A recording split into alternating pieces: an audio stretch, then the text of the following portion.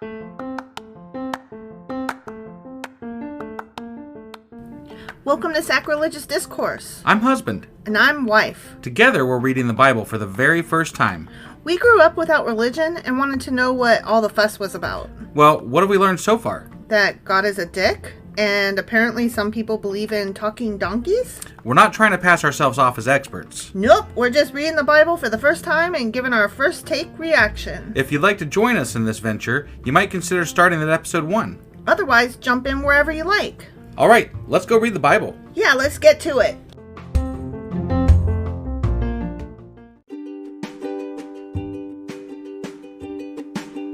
Hey wife, did you know that Anchor is sponsoring our show? Really? Don't we use Anchor to distribute our podcast on Spotify and Apple Podcasts? Yeah, and we are on just about every other platform available as well, thanks to them.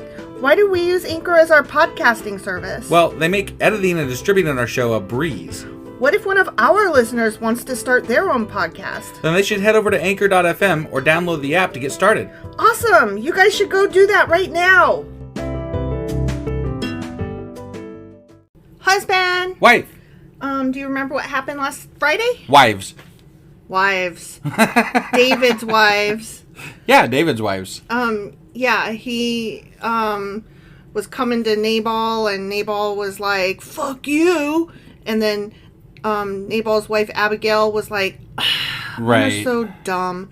And so the then dude she stroked out. Yeah, well, first she went to David and was like, sorry, my husband's an idiot. Pay him no mind. Yeah. And so then when Nabal found out, then he stroked out.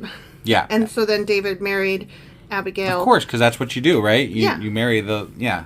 Well, she was beautiful, smart, and rich. Sure. And in good standing. Yeah. And then there was that other wife, and the then, one. Yeah, got a half second. Yeah, that one. Ahinoam. Okay. Yeah. And she was probably already married to David at the time. Apparently. And, and the other wife, Michael, is out of the picture now. The first one, Saul's daughter. Yeah. Saul gave her away, but then he died too. Right. Wait, Saul died? Yeah. I thought Samuel died. Oh, maybe Samuel died. I'm pretty sure Samuel died. I get those two guys so confused because they both start with an S. Right. So, yeah, I think you're right. Never mind. Okay. So, that was 1 Samuel chapter 25? Yes. And today? Today we are doing 1 Samuel chapter 26. All right, let's go do this. Okie dokie.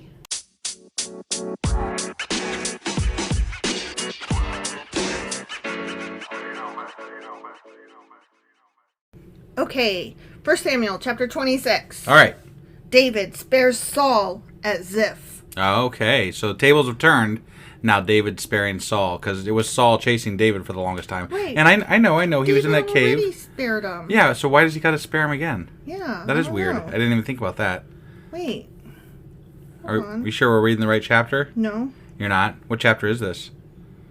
What does it say? It says 26. Then we're in the right chapter. I know, I'm just like, what? I don't understand. Well, the Bible's weird, and it's just weird. Because I thought that Saul was taking a piss, and David cut off his hem and was like, I totally could have killed you just then. Yeah, but, tomorrow they're going to fight again, so it's just the way it goes. All right. And then you got to save him again by sparing him. Okay, well, if we get partway through this and it's all familiar... Then we'll stop and we'll just, re-record. Yeah, exactly. Okay, I'm nervous about it now. It feels so weird. Right. Okay, David spares Saul at Ziph. Okay. Now some men from Ziph came to Saul at Gibeah to tell him, David is hiding on the hill of Hakilah, which overlooks Jeshimon. Okay. So Saul took 3,000 of Israel's elite troops and went to hunt him down in the wilderness of Ziph. Saul camped along the road beside the hill of Hakilah near Jeshimon, where David was hiding.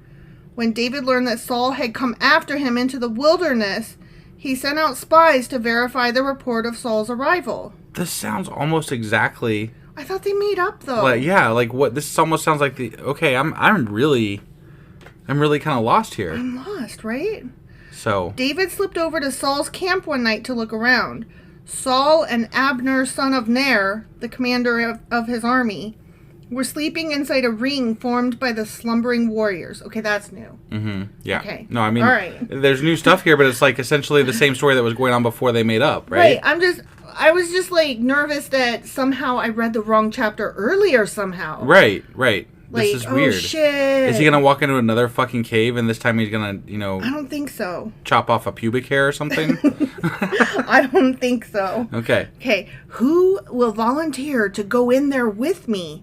David asked Ahimelech, the Hittite, and Abishai, son of Zeruiah, Joab's brother. Okay. I'll go with you, Abishai replied. Sure, why not? So David and Abishai went right into Saul's camp and found him asleep. Wow. With his spear stuck in the ground beside his head. Yep. Abner and the soldiers were lying asleep around him because that's what you do. Yeah, I mean, you don't put anybody on guard. No. At all, ever. In your camp. That would be really dumb. Why you got to get some good sleep for the next day. Yeah, I mean, you're just soldiers. No one would think of coming to attack you while you're all asleep, right? That doesn't happen. No. These people were very simple, don't forget. I mean, clearly, remember they did the same fight, let's make them come out here, but we'll keep some men behind to burn down the town. It's no wonder that David was able to kill tens of thousands. He's got this extra tactic where he knows to sneak up on them while they're asleep. Yeah. That'll do it every time, That never happened before. Right. That's a new tactic. Yeah. God has surely handed your enemy over to you this time. Yeah. Abishai whispered to David. As opposed to the time that he came to take a piss. Let me ask you this. You're standing there in the middle of your enemy camp. Yeah.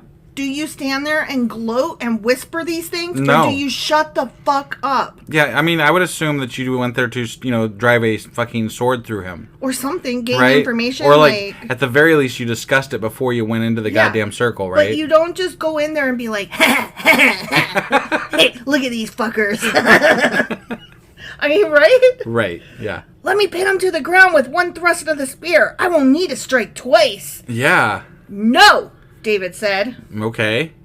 Don't kill him, for who can remain innocent after attacking the Lord's anointed one? Oh, he's still going on about that. Saul's touched by God. But they already fucking made up. I know. I don't get this. I don't understand this. It's just there's multiple fucking stories all through this book that make no goddamn sense. No, the other parts of the Bible sometimes made no sense, but they weren't this out of order and whack. Right. It's just there's multiple stories. Yeah. Just going on wherever they feel like it. Exactly.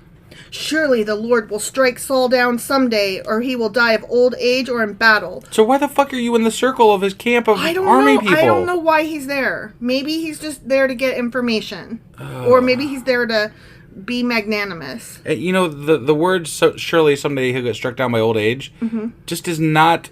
it's not special. Surely everybody dies of old age. Right? Surely you'll breathe. Right, yeah. Surely when you wake in the morning... you'll get out of bed. You don't even have to guess at it. Yep, that's gonna fucking happen, dude. Right, exactly. Surely you'll take a shit at some point. Right. Lord forbid that I should kill the one he has anointed, but take his spear and that jug of water beside his head, and then let's get out of here. Yeah. Let's just steal a couple of things, because that's cool. I guess. It sounds so right? Juvenile. Yeah. So David took the spear and jug of water that were near Saul's head. Then he and Abishai got away without anyone seeing them or even waking up, because the Lord had put Saul's men into a deep sleep. That's why. Oh, okay. Yeah. Wouldn't you draw something on his face before you left? Totally, I would totally stick his hand in a bowl of warm water. Draw a mustache over his mouth. Right? Yeah. Or what is it that boys like to draw dicks on each other? Yeah, I figure that's not appropriate anymore. But back then maybe it was. I don't know. I don't know. I mean, isn't that something that drunk college kids do to each other, and they're supposedly adults? Yeah, I guess so. They draw dicks on each other. Yeah, it's the funniest thing they ever saw. A dick. Maybe you could just write "God sucks." That would really. David was here. David climbed the hill opposite the camp until he was at a safe distance. Then he shouted down to the soldiers and to Abner, son of Ner, "Wake up, Abner!" "Who is it?" Abner demanded. "Well, Abner, you're a great man, aren't you?" David taunted. Because he's a petty fuck. Yeah. "Where in all Israel is there anyone as mighty? So why haven't you guarded your master the king when someone came to kill him?" Yeah. Yeah. "This isn't good at all!" Exclamation point. "I swear by the Lord that you and your men..." I think David's just full of himself. David is a he's funny. I'm gonna give him. He's something. I don't know that he's a dick quite yet, but he's something. I think he's a dick. He probably is. I mean, that whole getting pissed off and promising I'm gonna kill Nabal's whole everybody there. That was stupid. That was dumb. Yeah. I swear by the Lord that you and your men deserve to die because you failed to protect your master, the Lord's anointed. Look around! Exclamation point. Where are the king's spear and the jug of water that were beside his head? Yeah. Where are those things at? Saul recognized David's voice and called out, "Is that you, my son David?" And David replied, "Yes, my lord the king. Why are you chasing me? What have I done? What is my crime? But now let my lord the king listen to his servant. If the Lord has stirred you up against me, then let him accept my offering. But if this is simply a human scheme, then may those involved be cursed by the Lord. Yeah. For they have driven me from my home, so I can no longer live among the Lord's people, or my wives," the reader added. "And they have said, 'Go, worship pagan gods.' Must I die on foreign soil, far from the presence of the Lord? Why has the king of Israel come out to search for a single flea? Why does he hunt me down like a partridge on the mountains?" Well, if you remember how we discussed in the Q&A that he might have stole his wife? Yeah. That would make a lot of sense. That would make a lot of fucking sense. Yeah. I'm just saying, like, as far as reasons go, that might be a good reason. I'm really curious. I think maybe that he did steal Saul's wife. Right. Well, honestly. And it would explain why. It could explain why all the wishy-washy, like, back and forth, like, okay, we're gonna get along. No, I'm gonna kill you type stuff is happening because, like, 1 second he's like, fuck it, I'm done. Next minute he's like, no, fuck that guy. He took my wife. Yeah. You know. Yeah. So I mean that would explain some of it. Yeah, I guess. definitely. Sort of. But yeah. I mean, I can understand trying to be the better person, and then the next day you wake up and you're like, "Nah, you know what? Nah." Then Saul confessed, "I have sinned. Oh. Come back home, my son, and I will no longer try to harm you, for you valued my life today. But then also that other day, you dumbo." Yeah, like what happened to the other... Oh my God. This story is dumb. Oh. I have been a fool and very, very wrong. How many times has he got to throw a fucking spear at his head before he's like... Would you believe him? No, I wouldn't believe him. I'd be like, you know what? Not. I'm glad you're inviting me back home, and maybe you wouldn't try to kill me, but we're just going to stay where we are. Yeah. And how about you go back home? You go back home and earn my trust. Right. Because twice I could have killed you. Oh, yeah. Twice I could have killed you and didn't. So I'm proving... And how many times has he tried to kill him? Right. Like, countless now. Exactly. Like, it's ridiculous. You keep trying to kill me and failing. At least twice now, I could have killed you and didn't, which... Not only does that show I'm a decent guy, but also it shows that my prowess much exceeds yours. Because I was able to get around all your guys. They're definitely trying to show that over and over again, but it's really baffling to me why this has happened multiple times. Exactly. Now, again, I'm going to go back to our Q&A a little bit. There was that king that was served for like 2 years. That 2-year period. In between Saul and David, right? Right. Maybe this was the time frame where there was like some back and forth between Saul and David, and they're like... We need somebody to actually stay home. Yeah, I don't know. Shit. But while y'all are running around over there, we still got to get a king up in here. But these multiple stories just don't make... They're like it's so choppy the way this is going. Yeah. Like, I don't get it. I don't understand. But David takes the bait. "Here's your spear, O king," David replied. "Let one of your young men come over here and get it." Yeah. "The Lord gives his own reward for doing good and for being loyal, and I refuse to kill you even when the Lord placed you in my power, for you are the Lord's anointed one." Okay. How does he be the Lord's anointed one, but also, and the Lord hardens his heart? Right. And makes him go crazy. Well, and also, Saul has already recognized that David's going to be king. Yeah. And also, at one point, David was already fucking king. Yeah. So there's so many, like, weird fucking bullshitty timeline things here that I just can't. And is Saul really the Lord's anointed one? I think no. Seems like he's kind of stupid. I think he's not the Lord's anointed one. I know I said this last time, but I kind of liked Saul at first because... He seemed all right, but now he just is dumb. and crazy. He's crazy. And vengeful and nasty and murdery. Yeah. But you know what? I have a feeling David's going to go down the same path. You think? I think. Okay. I have this feeling because we've already seen a hint of it. Got it. You know what I mean? Got it. I feel like David is going to turn bad. Right. Because, you know why? Because this is supposed to show us that they weren't meant to have human kings. Okay. Right? Because the Lord was like, fuck your human kings. I'm your king, assholes. But at some point, he's got to put it to where, we rule ourselves. Right. Because, obviously he's not involved anymore. Right. And that's the whole sentiment problem. that the book's trying to convey is that we rule ourselves now, apparently. Mm-hmm. I'm thinking somewhat.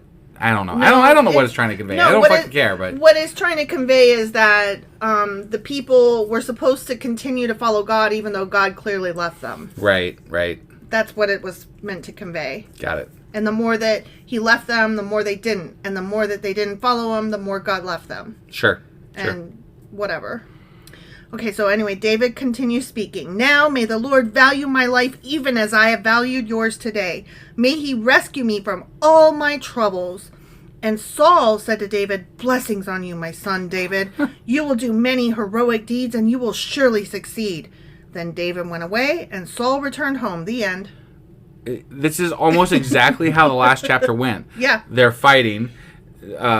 David almost kills Saul but doesn't. And then they part in peace. Yeah. It was almost exactly... It's like two copies of the same fucking chapter with slightly different stories. Like this time instead of a cave, it was a circle of his sleeping men. Right. Yeah. And this time instead of taking a pee, he was asleep. And this time instead of cutting off the hem of his robe, he stole his fucking water jug and spear. I know I harp on this a lot, but like if this is actually God's word, which a lot of people say the Bible is God's word, right? If this is actually God's word, why is there a need to have contradictory stories right up against each other? How does that help anything? But one might argue these weren't contradictory stories. These were not contradictory, but complementary. Okay, but how do you make up twice with the same fucking person? And how do you have two fucking exact scenarios that are almost exactly the same? Like, it sounds like there was two versions, and they're like, well... Just put them both in. Yeah. Whatever, it doesn't matter. But if God truly wrote this, he would be like, no, that's the correct one. You put that one in, right? Right. Like, to me, that's the way I would see it. If I was God, I would have done a much better job. Yeah, I would have put the fucking correct story in.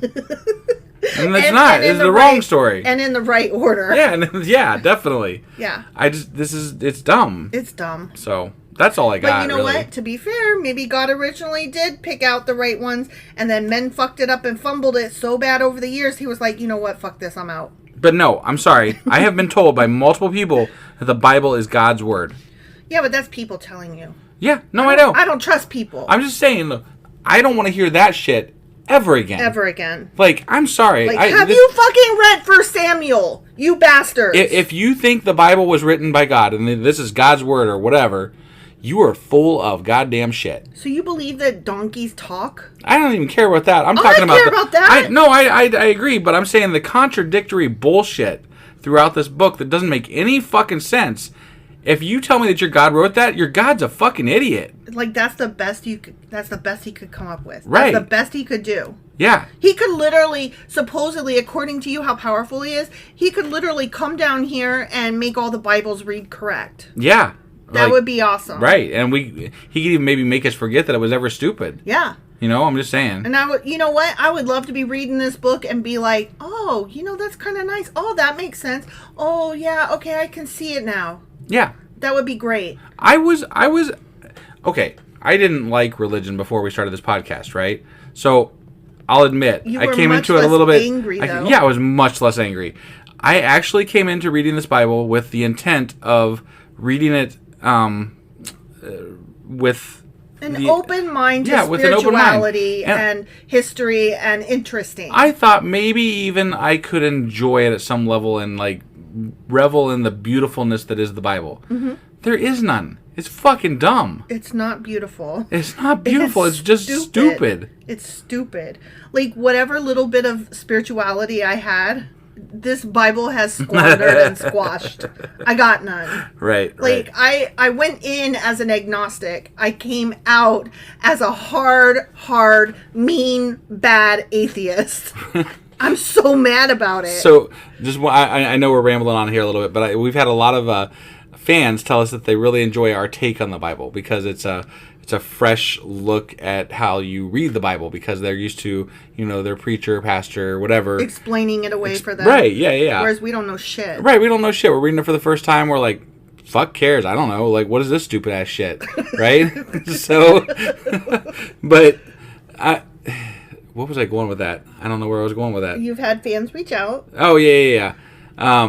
So we've had fans reach out about that. I'm just curious if we've ever actually convinced somebody that was religious into being not religious or less religious. Or at least question. I haven't heard that yet. I've heard people that were already questioning say they enjoy. Yes. But I haven't heard. But I mean, how many believers are going to be sitting through this listening to us? They could be hate listening to us. Like those motherfucker wife and fuck husband and wife. Those fuckers. I'm going to listen to this shit and I'm going to prove him wrong. I wonder if any of those guys are like, my bad. No, you're right. The Bible is total trash. I would love that would be just one person make my fucking year. You know? Yeah. Oh man. Well, the year's young. The year is young. We're still only halfway through it. That's true. It's true. We haven't had any other pandemics hit us yet. Shut your fucking mouth.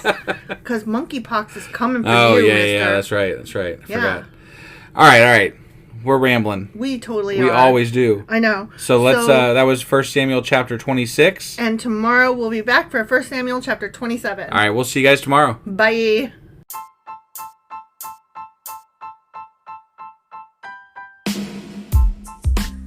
Hey, wife, I guess that's the end? But husband, that's just sad. It doesn't have to be. We are on lots of social media platforms like Twitter. Our handle there is sacrilegious_D. For D's nuts. Oh my God. Stop doing that. Anyway, we're also on Facebook, Instagram, and Pinterest. There's a link to all of our social media sites at our website. Ooh, we have a website? Yeah, it's sacrilegiousdiscourse.com, where you can also find a link to our merch shop. We have a merch shop? Yep. We have podcast-themed clothing, mugs, notebooks, and more, as well as an atheist and science-themed products. Wow, our fans should really go check that out right now. Definitely. They can get in touch with us by sending an email to sacrilegiousdiscourse@gmail.com. But before they do that, we could really use some help. Oh yeah? With what? Well, it's not free running the podcast, and we need some financial support in order to get better equipment, which will free up time so we can concentrate on our podcast and our fans. Okay, so what should they do? Head over to patreon.com/sacrilegiousdiscourse and sign up as a contributor on our podcast. Supporters there receive additional bi-weekly episodes that we record just for our Patreon members for as little as $2 a month. Also, we'd really appreciate it if you would like and subscribe on whatever platform you're using. And Apple Podcast reviews help us out tremendously. Like and subscribe. Leave an Apple review. Join us on Twitter. Support us on Patreon. That's a lot of instructions. Don't forget to say thanks. Thanks. Okay, bye.